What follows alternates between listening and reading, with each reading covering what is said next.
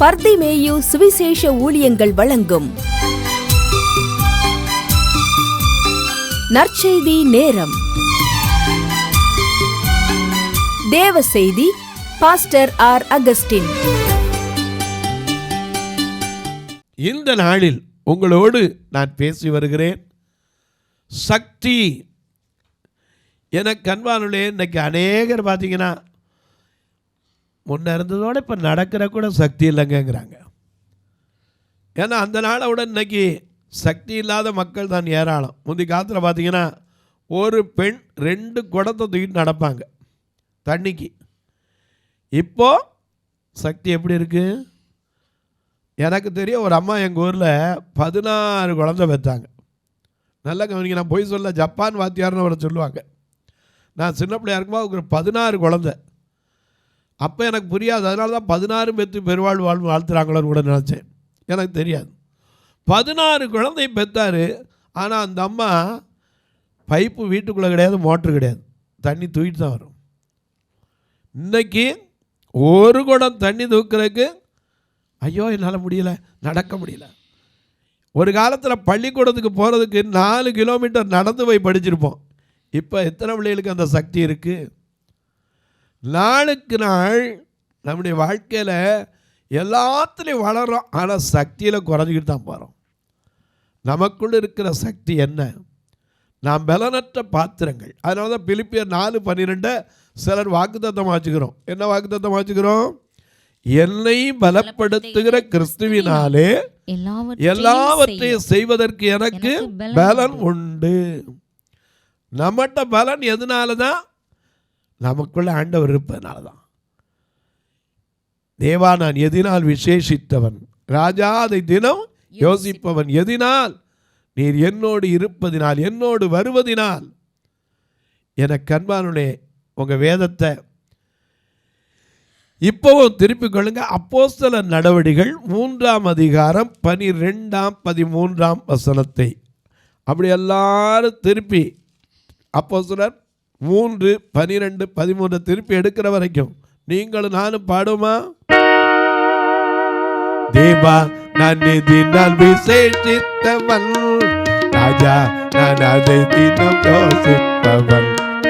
தேவா, நான் எதினால் விசேஷித்தவன், ராஜா நான் அதை தினம் யோசிப்பவன்.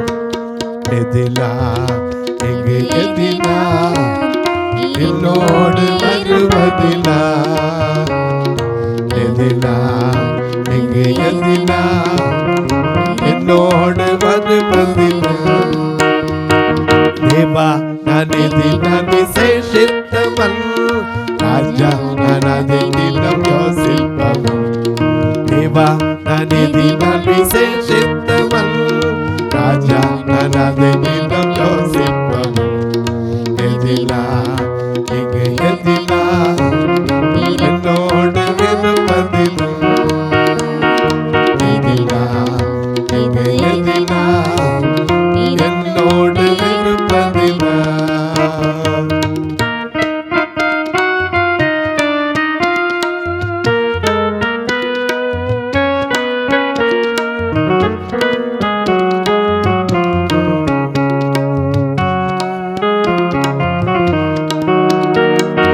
வாழ்க்கையில் கசப்புகள் வழங்கிட்டாலும் பாசமுள்ள ஒரு வாரம் கூட வருது.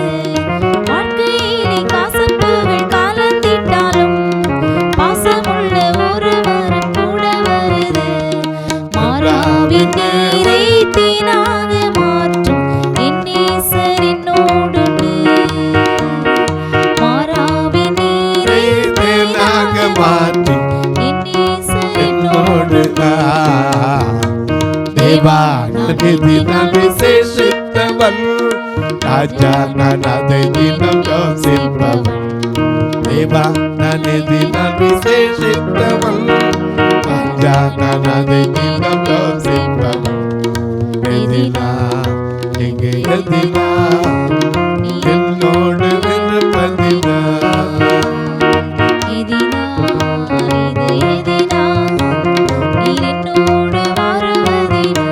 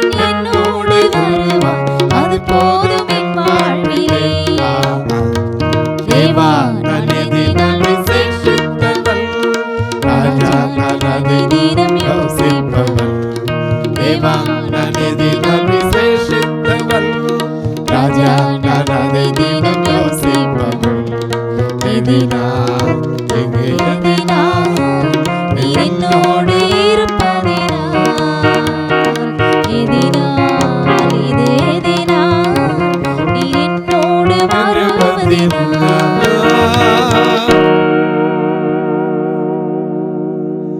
இப்ப வாசிக்க கேட்போமா? அப்போஸ்தலர் நடவடிக்கைகள் 3ஆம் அதிகாரம் 12-13 வசனம். பேதுரு அதைக் கண்டு ஜனங்களை நோக்கி இஸ்ரவேலரே இதை குறித்து நீங்கள் ஆச்சரியப்படுகிறது என்ன? நாங்கள் எங்கள் சுய சக்தியினாலாவது. நல்ல கவனிங்க, சுயசக்தி. இன்னைக்கு நமக்கு சுயமா எதையாவது செய்யற சக்தி இருக்கா? நிச்சயமா அவர் இருந்தால் தான் நம்ம என்ன செய்ய முடியும்? எதையும் செய்ய முடியும். நாம பாடுவோம், என்ன பாடுவோம்? செங்கடலை கடந்து செல்வே, யோர்தானை மிதித்து நடப்பே. செங்கடலை கடந்து செல்வே, யோர்தானை மிதித்து நடப்பே. எரிகோவை சுற்றி வருவே, எங்காடும் மோதி ஜெபிப்பே. விடுதலை நாயகன் எனக்கு தருகிறார், எனக்குள்ளே இருக்கிறார். என்ன ஆனந்தம்! அவன் அன்பின் அபிஷேகத்தால் என்னை நிரப்பி நடத்துகின்றார். அவன் அன்பின் அபிஷேகத்தால் என்னை நிரப்பி நடத்துகின்றார். சாத்தானின் வலிமை வெல்ல, சாத்தானின் வலிமை வெல்ல அதிகாரம் எனக்கு தந்தார், அதிகாரம் எனக்கு தந்தார். விடுதலை நாயகன் வெற்றியை தருகிறார், எனக்குள்ளே இருக்கிறார். என்ன ஆனந்தம்! என்ன நடந்தாலும் அவர் இல்லாம இல்லை. எதை பார்த்தான் பேதுரு?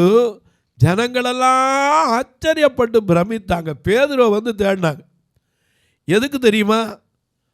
ஒரு மனுஷன் இருந்தான். அப்போஸ்தலர் நடவடிக்கைகள் 3ஆம் அதிகாரத்திலே முதல் வசனத்திலிருந்து வாசிக்கும் போது, ஜெப வேளையாகிய 9ஆம் மணி நேரத்திலே பேதுருவும் யோவானும் தேவாலயத்துக்கு போனார்கள். அப்பொழுது தன் தாயின் வயிற்றில் தேவாலயத்துக்கு எதுக்கு போகணும்? ஜெபம் பண்ண. சங்கீதக்காரன் சொன்னா, நம்மை உண்டாக்கின கர்த்தருக்கு முன்பாக நாம் பணிந்து குனிந்து முழங்கால் படியிட கடவோம். வாருங்கள் ஆலயத்திற்கு. சங்கீதக்காரன் தாவீது சொன்னான், கர்த்தருடைய ஆலயத்திற்கு போவோம் என்று சொன்னபோது மகிழ்ச்சியாயிருந்தேன். இன்னைக்கு எத்தனை பேருக்கு ஆலயத்துக்கு போகும்போது மகிழ்ச்சி இருக்கு? இல்லை பாஸ்டர் தேடுவாரேன்னு. பாஸ்டர் வரலன்னா ஏதாவது சொல்லுவாரோ? நீங்கள் ஒரு நாள் பாஸ்டருக்கு பயந்தோ இல்லை எந்த ஊழியக்காரனுக்கு பயந்து போகாதீங்க, கர்த்தருக்கு பயந்து போங்க.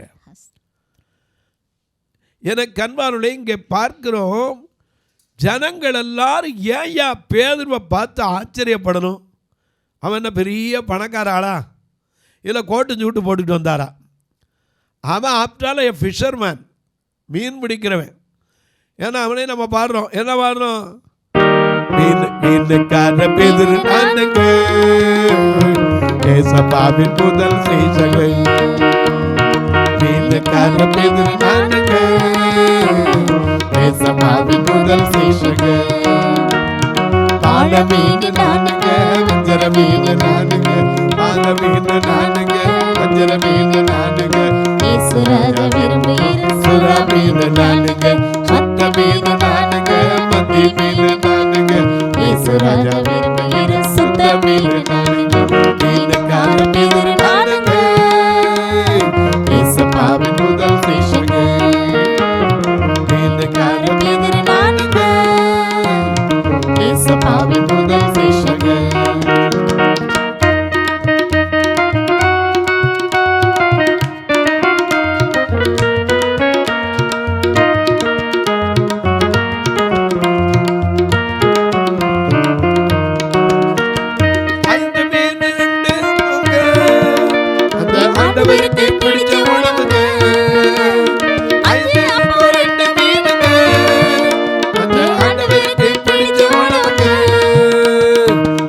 பின்னுக்கார பேதுரு நானுங்க, ஏசப்பாவின் முதல் சீஷர்கள்.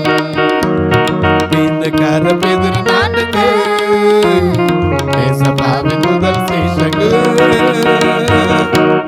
இந்த பேதுருவை தான் ஆண்டவர் பார்த்துக்கிட்டு இருந்தார். லூக்கா 22:61 பார்க்கிறோம்.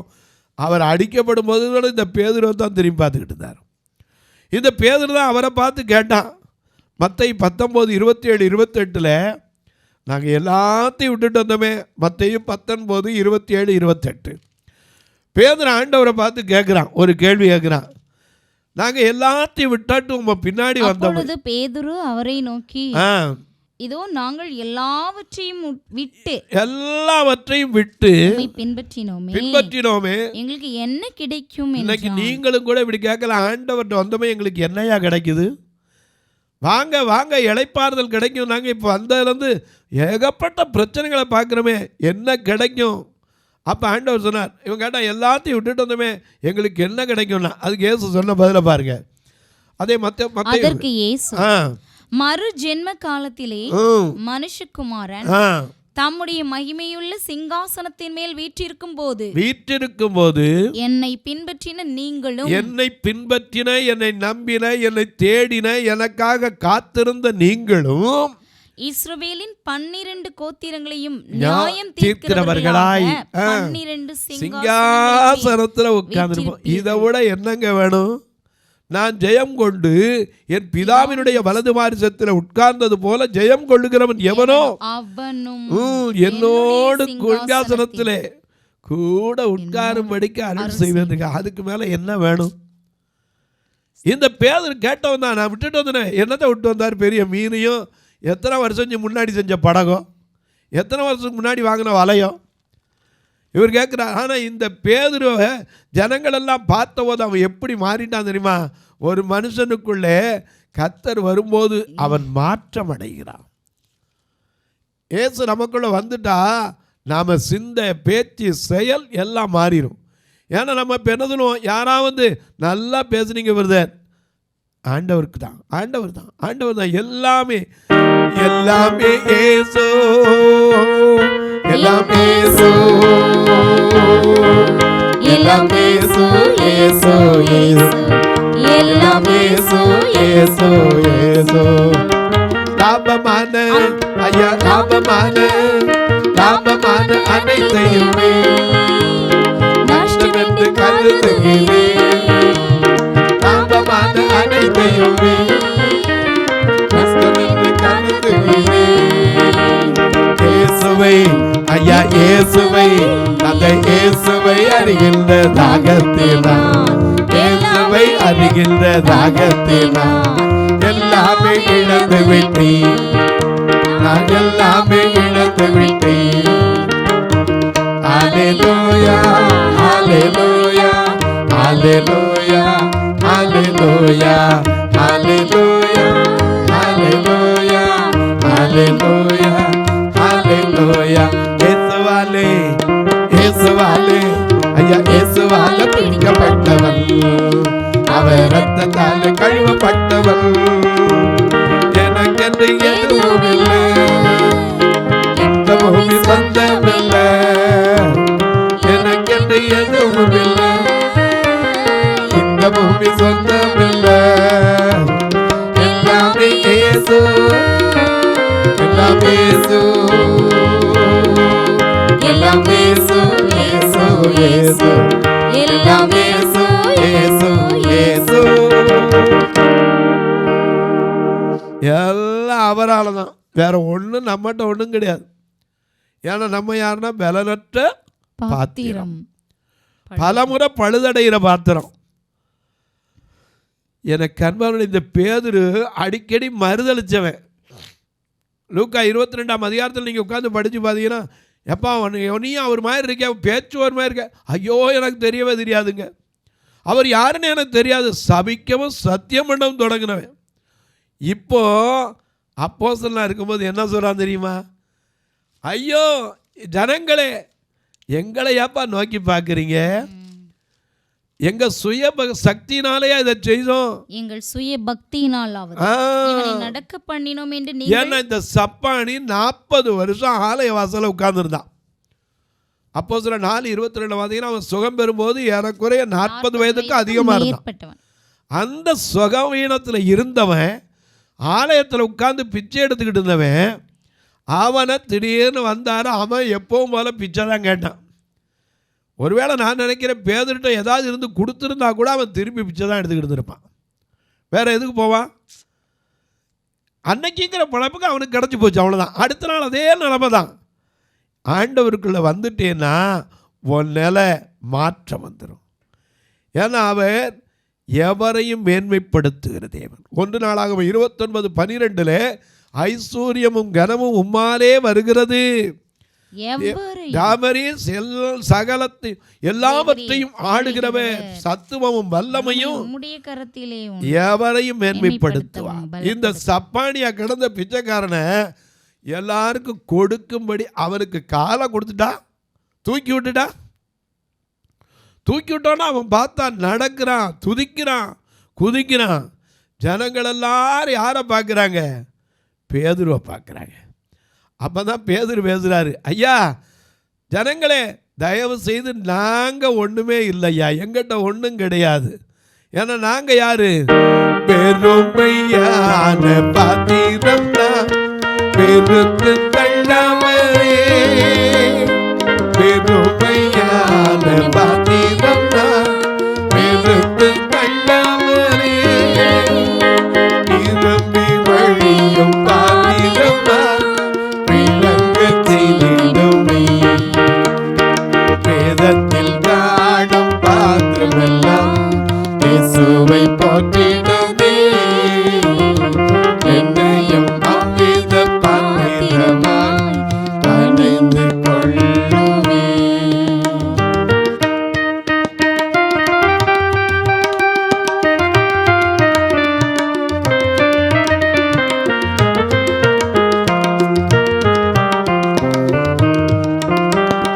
விலை போகாத பாத்திரம் தான் விரும்புவதில்லை, விலை போகாத பாத்திரம் தான் விரும்புவதில்லை, விலையில்லாமல் கிருபையா உகந்ததனிடுமே, தடைகள் யாவும் நீக்கி என்னை நம்மை போல் மாற்றிடுமே, உடைத்து என்னை உந்தனுக்கு உடைமையாகிடுமே.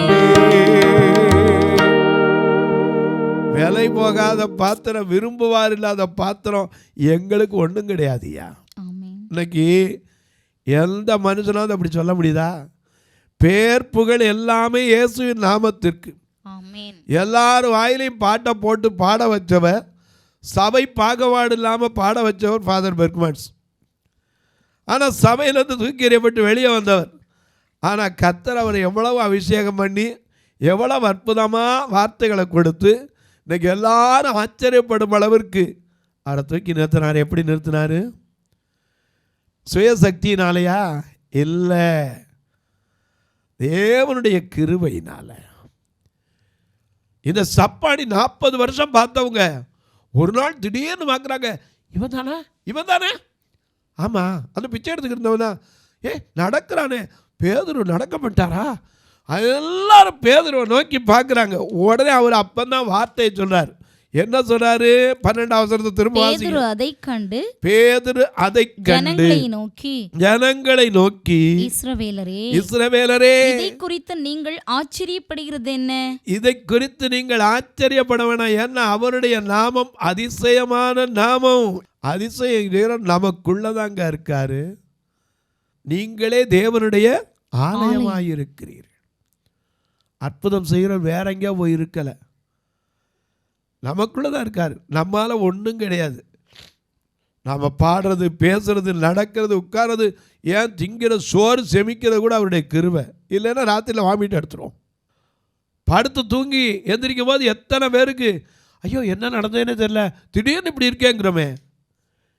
அவர் பாதுகாக்கிறார். நம்ம சூழ்ந்து இருக்கிறார். ராத்திரி படுத்திருந்தா கூட படுக்கையை சுற்றி சிரோ போட்டு படுக்கிற பழக்கம் இன்றைக்கி திருநெல்வேலி மாவட்டத்தில் உண்டு, தூத்துக்குடி மாவட்டத்தில் உண்டு. பாட்டிமார் சொல்லுவாங்க, தம்பி படுக்கையை சுற்றி சிலுவை போட்டுக்கடா, ஏன்னா அது பாதுகாக்கும் சின்னம், நம்மை பாதுகாக்கிறது. அநேக நேரங்களில் நமக்கு தெரியலைங்க, நான் செஞ்சேன் என்னத்தை செஞ்சேன், ஒன்றும் கிடையாது. ஒரு நிமிஷம் தலைவலி வந்தால் கையை வச்சுக்கிட்டு உட்காந்துருப்பேன், அவ்வளோதான். ஒரு நிமிஷம் ஒரு உரப்பு மழாதுன்றாலும் 4 தடவை அங்கிட்டு போயிட்டு இருந்தா ஐயோ கால் நிற்க முடியல, உட்கார முடியல. தெய்வ பலன் அதுதாங்க நம்மை அற்புதம் செய்ய வைக்கிறது. அதனால தான் பேதுரு அவனை கையை பிடிச்சோன்னா தூக்கி விட்டான். அவன் நினைச்சது ஏதாவது பிச்சை போடுவாங்க, எல்லாரை விட இவங்க பைபிளை கையில் வச்சுட்டாங்களே ஏதாவது கொடுப்பாங்கன்னு நினச்சான். அவன் சொன்னான், என்னிடத்துல வெள்ளியும் இல்லை பொண்ணும் இல்லை. உண்மைதான், ஒரு காலத்தில் மீன் பிடிச்சி சம்பாரித்தவன், ஏகப்பட்ட காசு இருந்திருக்கும். நீங்கள் நினைக்கலாம் மீன்காரங்கிட்ட ஒன்றும் இருக்காதுன்னு, போய் பாருங்கள், அவங்க கொடுக்குற காணிக்க நம்மளால் கொடுக்க முடியாது. அவ்வளோ அற்புதம். ஏன்ட்ட ஒரு மீனவர் வருவார் கடியப்பட்டினத்துலேருந்து, அவருக்கு கிடைக்கிற விற்கிற காசில் அப்படியே தசமபாகம் சேர்த்து வந்து கொடுப்பார். ஒவ்வொரு மாதம் தேடி வருவார், வந்து கொடுத்துட்டு போவார். ஏன் அட்டா மார்க்கெட்டில் ஒரு நண்பர் இருக்கிறார், காய்கறி கடை வியாபாரி, மாதம் முழுக்க சேர்த்து வச்சு தசமபாகத்தை கொண்டு வந்து கொடுப்பார். ஒரு பெட்டி கடை, இறச்சி குளத்தை தாண்டி திட்டுவளையில் ஒரு அம்மா பெட்டி கடை வச்சுருக்காங்க, அசோசி ஸ்கூல் பக்கத்தில். அவங்கள போய் பார்த்தீங்கன்னா ஒரு உண்டியல் வச்சு வருஷம் முழுக்க சேர்த்து அந்த கிறிஸ்மஸ் டயத்தில் ஒரு காணிக்க வைப்பாங்க.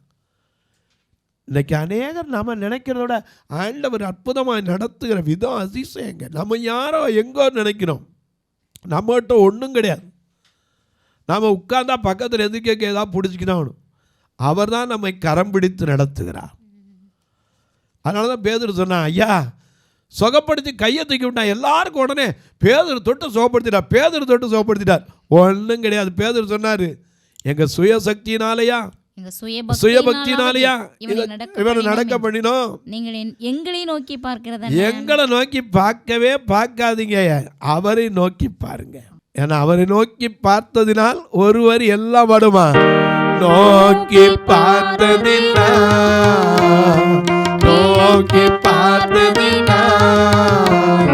பிழைத்து கொண்டோம் ஐயா, ஒப்பு கொடுத்தீரையா, உம்மையே எனக்காக